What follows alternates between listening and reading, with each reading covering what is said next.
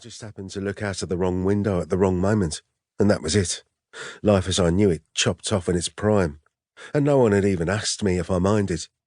I was 15 years old at the time, gangly, awkward, growing out of my body and prone to teenage spots and an over-endowment of grease in my hair.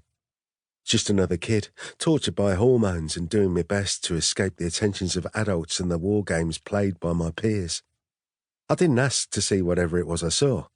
True, in my heart of hearts, I might have wanted to be different, to be marked out from the general herd in some way. But this was the last way I'd have chosen, and that's the truth of it. The man on the screen froze as George pressed pause on the remote control. "The prophet, Martin Shaw," he said. "So-called prophet," his companion said, nodding. "You know much about him?" George shook his head. "Only what I've seen in the media. I know a branch of his order came under investigation. Oh, a couple of years ago, something to do with insider dealing, I believe. But I had no involvement in that. The deaths, 10, 11 years ago. You heard about them?" "Of course. The papers and the television were full of it. 12 dead. They blew themselves apart. And 2 others killed themselves last year." George frowned. Looking at his friend, he wondered where all of this was leading. If memory serves, this one, Martin Shaw, he took over after that, didn't he? Wasn't their original leader, Daniel Morgan, among the dead? "That was never proved.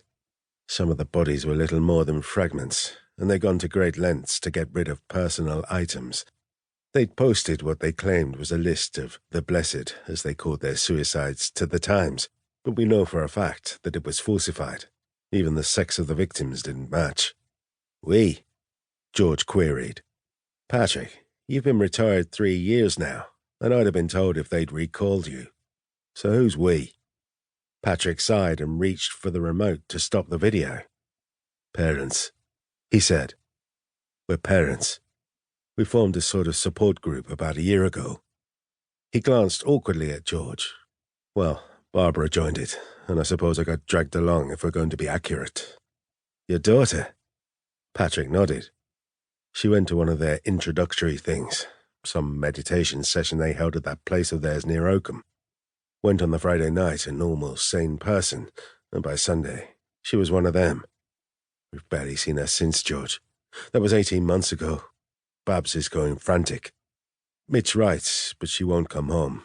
She's even given up her job to go and work in one of their damned communes. We're at the end of our rope."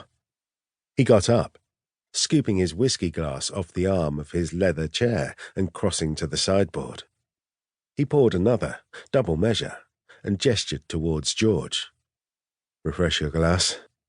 No, thank you. I'm fine." "How old is Mitch, Patrick? It's been some time." His friend laughed shortly. "Oh, no, you're not giving me that. Mitch is no baby, I know. She was 24 this year, but she's a naive 24, a mere kid." George nodded, considering. He had rarely seen Patrick so agitated.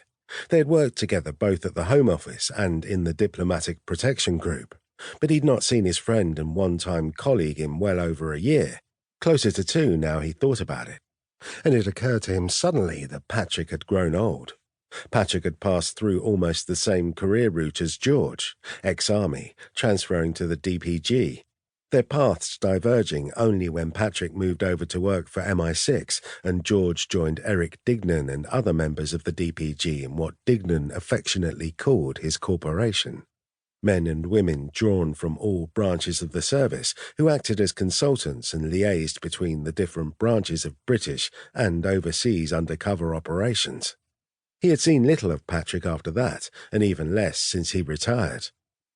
George pressed play on the video recorder, and the man on screen moved once more, gesturing with his left hand as though reaching out towards his audience.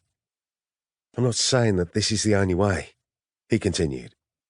"Perhaps for many, it's not even going to be the right way. But what I am saying to you is this. Come to our meetings, listen to what we have to say, and see for yourself the happiness that belonging to our organisation has brought to those who have chosen and who have been chosen."